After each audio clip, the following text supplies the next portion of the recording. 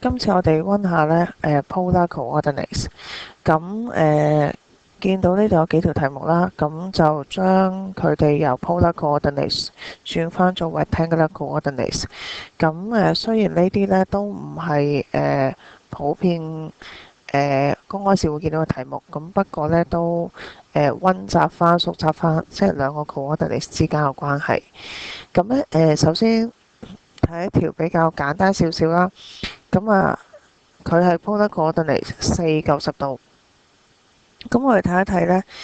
呢一度呢，我兩個坐標都畫晒，坐標系統都畫晒喺度嘅。咁如果 polar coordinates 呢，就用圓圈嗰啲啦。咁嗰啲所有圓圈呢，都係一啲叫同心圓 concentric circles。咁而中間呢一點呢，我哋叫 pole 啦。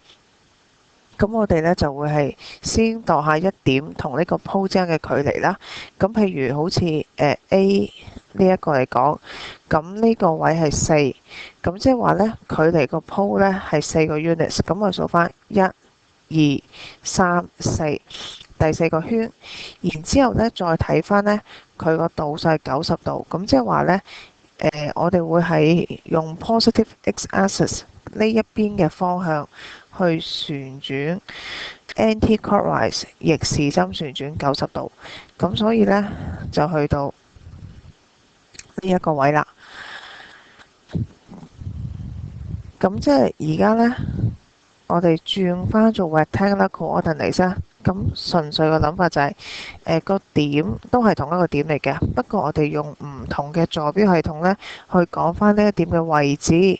如果係 rectangular coordinates 呢，我哋就會諗由都係呢一個點出發啦。咁但係 rectangular coordinates 嘅時候，呢一點叫做 origin 原點。由佢出發打橫嘅方向 along x-axis 或者打直嘅方向 along y-axis， 要行幾多個units 先至去到嗰點嗰度嘅。咁喺呢一個情況，我哋會見到我哋由 origin 只需要向上行4個 units 就嚟到呢一個位置啦。咁所以呢一個點佢對應嘅 rectangular coordinates 呢，就會係0、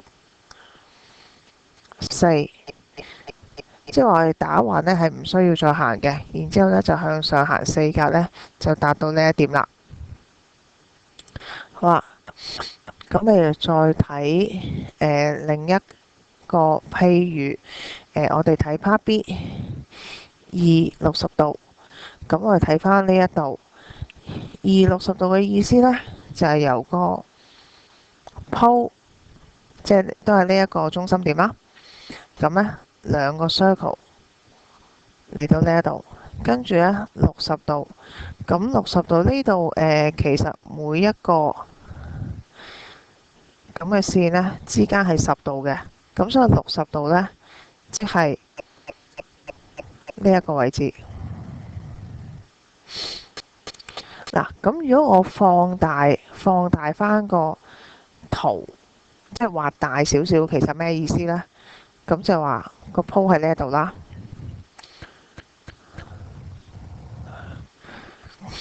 咁跟住而家呢，會係距離呢個鋪個距離係2個 units， 跟住呢，呢一度就60度啦。咁呢，就可能係呢一個位置啦。如果轉換做 polar 轉換做 rectangular coordinates 咩意思呢？ rectangular coordinates 嘅做法只可以 along x-axis 啦，左右行，上下 along y-axis 咁樣行嘅。咁所以好似譬如呢一個 case 呢，即係話如果我要由呢一點去呢一個時候呢，咁即係我需要咁樣先打橫行嚟呢度啦，再向上行，而呢一度呢係90度嚟嘅。咁所以其實我哋就會睇到呢，我哋其實呢一度呢有一個直角三角形嘅。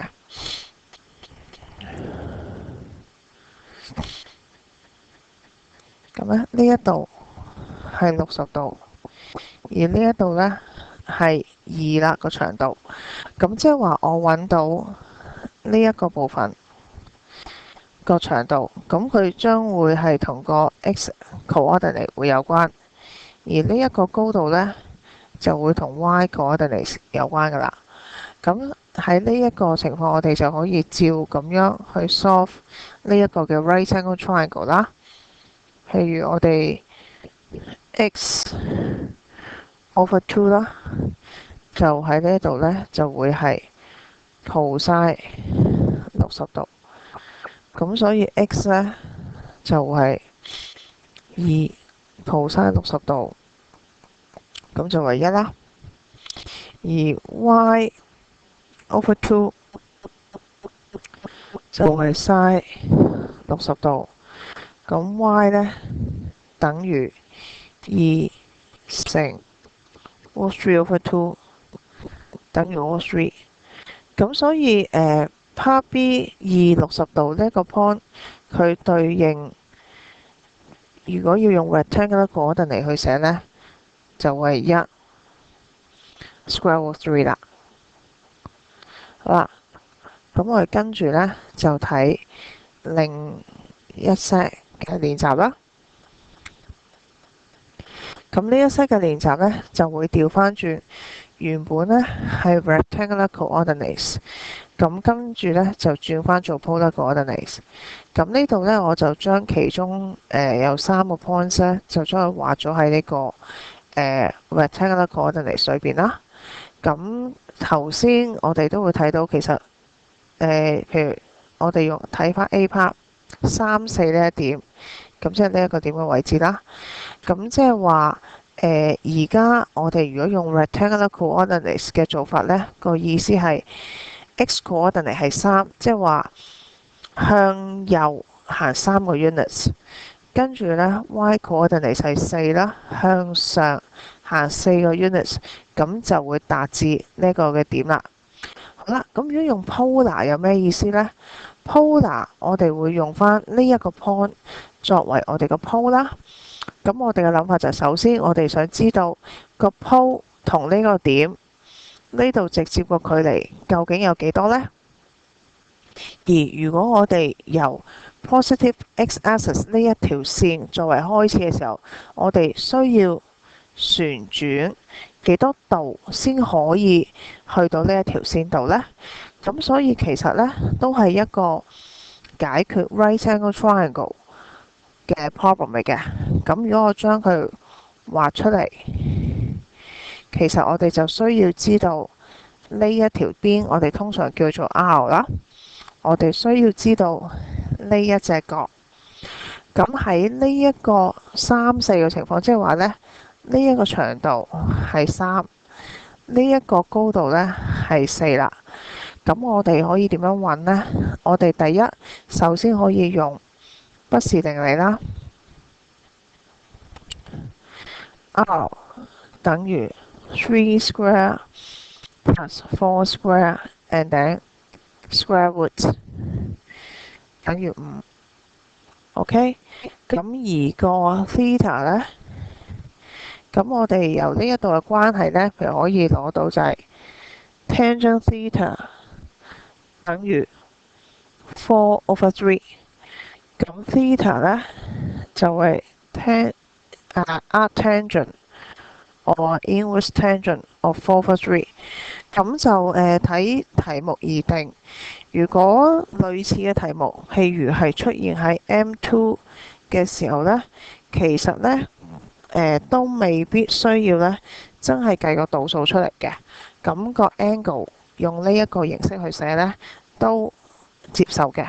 咁但係如果係 compulsory part 呢，咁你睇清楚，因為封面其實會有 instruction 呢，普遍我哋嘅數值如果有需要用小數點去寫嘅時候呢，咁我哋會取3位有效數字嘅。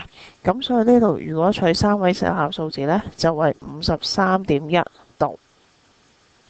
咁所以喺呢一個 case 呢， for part A 3、4呢一度點用咗 polar coordinates 去寫嘅時候呢，就係 53.1 度。而家嚟講，我哋通常個 R 咧都會係攞 positive value 嘅，咁全部都係由鋪向外咁樣發放嘅方式去到嗰一個點嗰度，嗰個長度。咁然之後，譬如好似呢一個點嘅時候呢，我哋都係計佢長度啦。咁然之後呢，我哋就會可能計一計呢個 angle 通常會係用呢隻。如果用呢隻就會正啦，個 angle positive 嘅旋轉嘅一度。咁當然你話咁樣其實 O 唔 OK 呢？其實咁樣都 OK 嘅。咁個 angle 會負數嘅，係啦。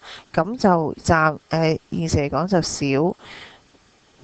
少會用 R 咧係輔助嗰啲 case 嘅，咁所以咧我哋都會諗法就係 R 攞 positive value 啦，攞正數，跟住咧咁你諗翻，我知道咗個 pole 同嗰個點個距離之後咧，如果我想行去嗰個 point 嗰度嘅時候，我就要做一個 rotation 要旋轉啦，咁要轉幾多度咧？咁用咁嘅思維咧去諗就得噶啦。咁大家可以嘗試完成埋其他嘅練習啦。